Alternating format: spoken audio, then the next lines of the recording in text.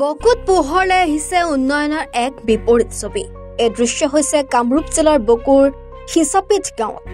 দলঙৰ অভাৱত কলৰ ভোৰ সাজি ইপাৰ সিপাৰ হৈ যাবলগীয়া হৈছে নিজ নিজ গন্তব্যস্থানলৈ। কিছুদিন পূৰ্বে হৈ যোৱা বৰষুণৰ প্ৰবল সোঁতে ভাঙি লৈ যায় দলংখন, যাৰ ফলত ভীষণ সমস্যাত পৰে গাঁওবাসী।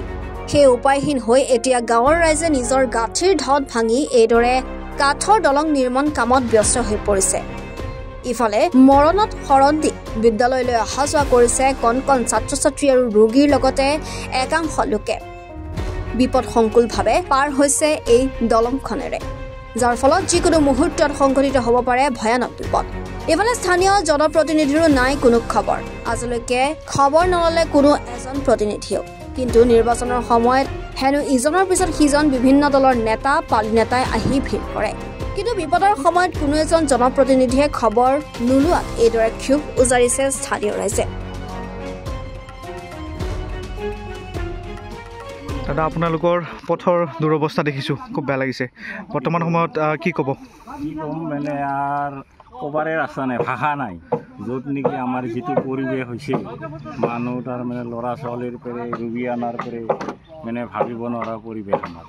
ইমান পানী, বছৰে এইবাৰ পানীৰ পৰিমাণটো বাঢ়ছে, বাঢ়াৰ কাৰণে আমাৰ দলংখন ভাঙি গৈছে।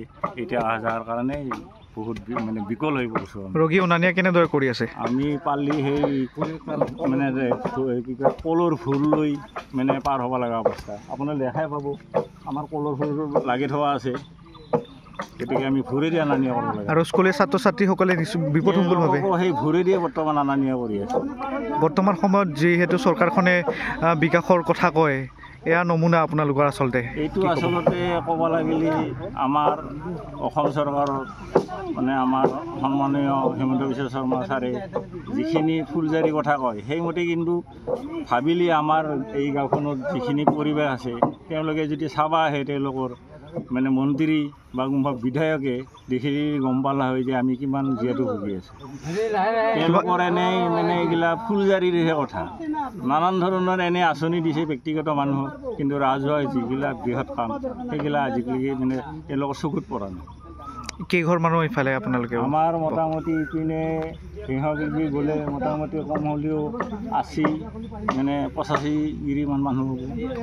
কি আহ্বান জনাব চৰকাৰক, জনপ্ৰতিনিধিক? এতিয়াই অনুৰোধ কৰিব বিচাৰোঁ, আমাৰ এই মানে সমস্যাটো যাতে তেওঁলোকে সোনকালে সমাধান কৰি দিয়ে, দলংখনৰ ব্যৱস্থা কৰি দিয়ে, তেওঁলোকক আমি সেইটোৱে অনুৰোধ কৰোঁ।